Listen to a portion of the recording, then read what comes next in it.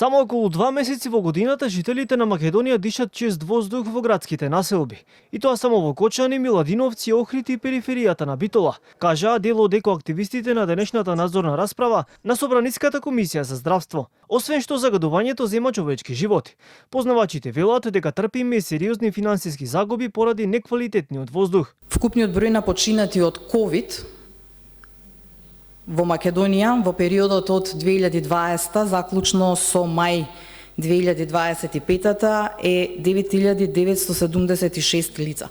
Значи помалку од 10.000 наши сограѓани, но доколку ги компарираме годините и обемот, ќе мислам дека е јасно да заклучиме дека бројот на починати од аерозагадувањето е далеку поголем. Економската штета од аерозагадувањето изнесува меѓу 600 милиони па до 1 милијарда евра годишно. Во однос на најголемите трујачи, анализите на екоактивистите покажале дека согорувањето на нафта и мазут, огревното дрво и сообраќајот се трите најголеми предизвикувачи на аерозагадувањето во Македонија. Доминантно е загадувањето со биомаса, гориме земјоделски отпад, гориме градинарски отпад, но за жал и секаков друг вид отпад.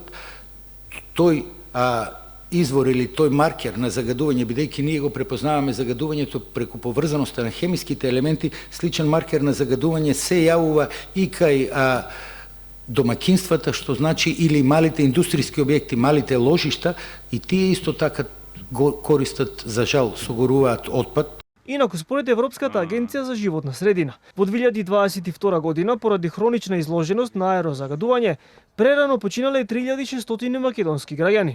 Во Скопје пак, според проценките на активистите, 1200 луѓе годишно умираат како резултат на загаден воздух, а УНИЦЕФ проценува дека 11,6% од смртните случаи кај новороденчињата под една година се од аерозагадувањето.